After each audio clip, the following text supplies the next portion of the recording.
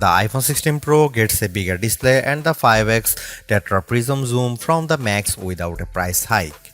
Add in promising Apple Intelligence features, a smarter Siri and longer battery life, and this is a compelling flagship phone value. I just wish the charging speed got a boost and that visual intelligence and ChatGPT weren't coming later. The iPhone 16 Pro is still a compact phone, but there is a trade-off with getting a larger display. It's now more of a mid-size phone now as opposed to a small phone as the size and weight have grown. This handset measures 5.89 by 2.81 by 0.32 inches and weighs 7.03 ounces compared to 5.77 by 2.78 by 0.32 inches and 6.6 ounces for the iPhone 15 Pro. So the new iPhone is taller and wider and just as thin, but there's some more heft to it. The good news is that the iPhone 16 Pro is still easy to use with one hand as Apple made the bezels thinner. The design should be more durable too, as Apple claims that the ceramic shield display is 50% tougher. Plus, the band is still made of titanium, which is more durable than aluminum. The iPhone 16 Pro colors aren't very flashy compared to the regular iPhone 16. There's white titanium, black titanium, natural titanium, and the new desert titanium, which is like a soft rose gold. I prefer the desert hue because it looks new. Don't expect much new from the iPhone 16 display. The only real news beyond the size increase to 6.3 inches for this OLED screen is that it can get dimmer. The minimum is now just 1 nit. I put the two phones side by side in a dark room and I noticed the difference immediately.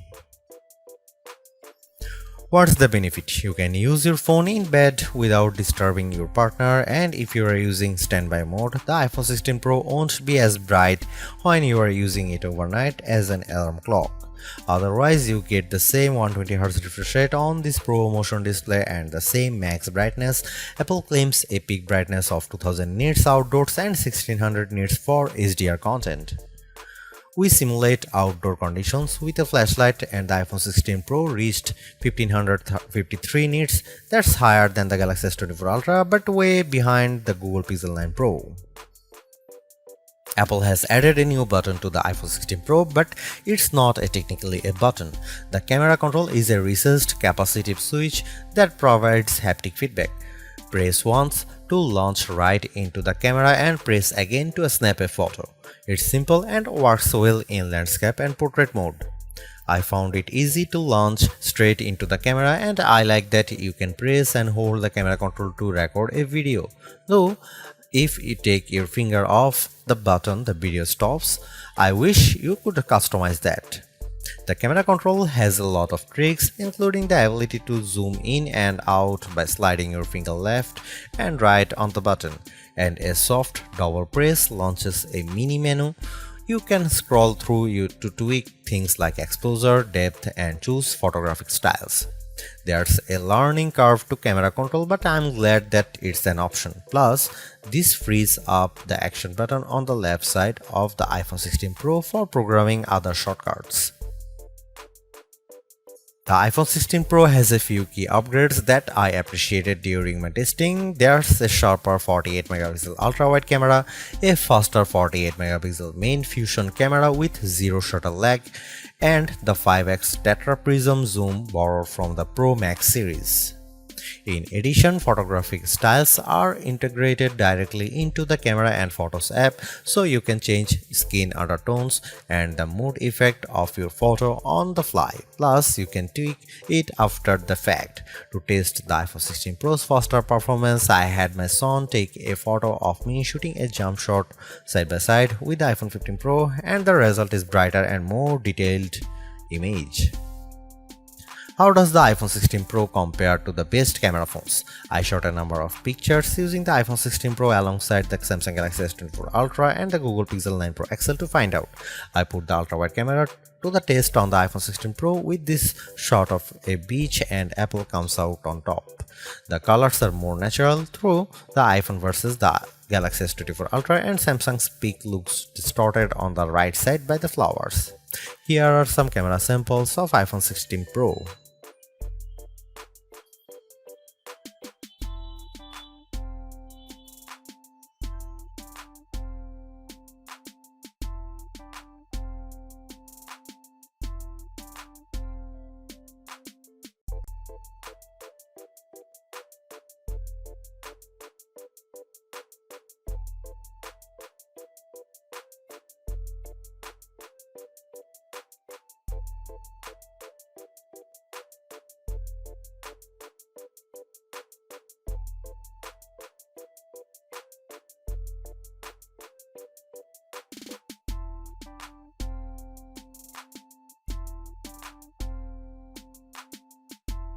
Hey Siri, are you smart yet?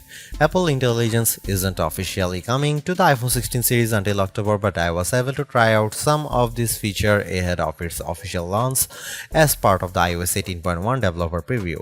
Writing tools can be fairly helpful. I used it to summarize a long note in the Apple Notes app and it came up with a useful summary. I also had fun with writing tools trying to rewrite an email I purposely wrote in a rude tone, choosing the professional option, and the result was indeed closer to what I would usually send. I also used Apple Intelligence to look up how to do various things on the iPhone and get back step-by-step instruction for how to screen record on your iPhone, so you'll definitely spend less time looking up how to at online.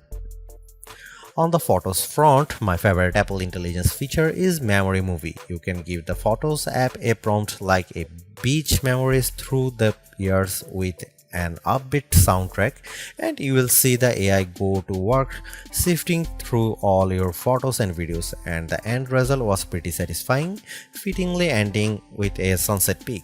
While it's overdue, I appreciate that the iPhone 16 Pro has a clean up button, which is basically Google's magic eraser on iOS. Apple's version of this feature is smart enough to identify objects or subjects you might want to remove, and it works quickly. But the feature struggled in some cases to completely erase what I didn't want in the frame.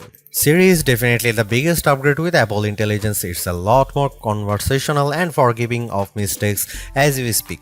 For example, I was able to correct a timer from 10 minutes to 5 minutes on the fly and Siri got it right. The new Siri in Apple Intelligence is also better with follow-up questions. For example, I could ask about the weather today and then say, how about the rest of the week? And I got an extended forecast. Siri was also smart enough to answer who do the Yankees play next and what are the odds in succession, though it couldn't tell me who the starting pitcher was. I got several links instead. Another plus is that you can talk to Siri just by typing. You tap the bottom of the iPhone 16 Pro to enter your query, which comes in handy when you can't talk. Siri is definitely getting better, but it doesn't have that wow factor that you will experience with Gemini Live Voice or GPT-40 Voice, where it feels like you are having a real conversation with a chatbot. The iPhone 16 Pro packs Apple's new A18 Pro chip built on 2nd generation 3nm tech as well as 8GB of RAM. Based on our testing, it is indeed the fastest chip around, but not on every test.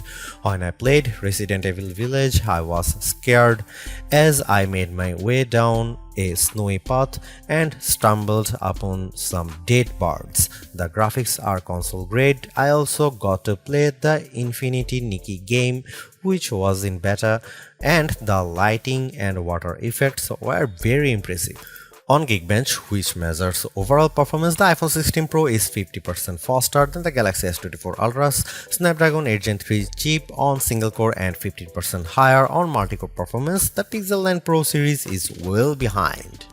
To test video editing performance, we use Adobe Premiere Rush and time how long it takes to transcode a 4K clip to 1080p. The new iPhone 16 Pro needed just 21 seconds, which is twice as fast as the S24 Ultra.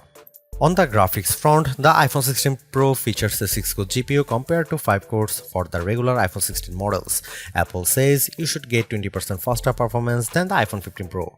On the 3D Mark Solar Bay graphics test, which has support for ray tracing, the iPhone 16 Pro was 22% faster than the iPhone 15 Pro. However, that's still 18% behind the Galaxy S24 Ultra, which also delivered higher frame rates on the test. The iPhone 16 Pro Max features a new internal design with a graphite-clad aluminum substructure that's supposed to result in 20% better sustained performance. To test this claim, we ran the 3D Mark Wildlife stress test for 20 minutes. The iPhone 16 Pro turned in a stability score of 66%. It hit a higher overall loop score than iPhone 16 Pro Max but had a bigger drop-off. The Galaxy S24 Ultra's score was worse at 60.4%. Interestingly, the iPhone 16 Pro Max turned in a stronger stability score of 84%, which is better than the 75% from the iPhone 15 Pro Max. Overall, the iPhone 16 Pro is arguably the best flagship phone under $1,000.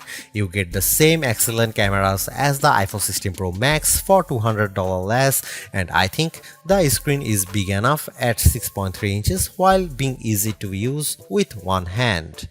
I also like the improved battery life, handy camera control, and compelling audio mix feature for videos. The Apple Intelligence capabilities such as writing tools, the new Siri, and cleanup show promise, but some of the more exciting features like ChatGPT integration, image playground, and the Google Lens like visual intelligence are coming later. In terms of the competition, I think the Galaxy S24 Plus and Google Pixel 9 Pro have more compelling AI features right now, but I prefer the camera system from the iPhone in many cases and the extra performance from its A18 Pro chip. Should you upgrade to the iPhone 16 Pro? If you have an iPhone 13 Pro or older phone, I'd say yes. And if you have an iPhone 14 Pro, I'd say wait to see how well Apple Intelligence works once it fully rolls out before you buy.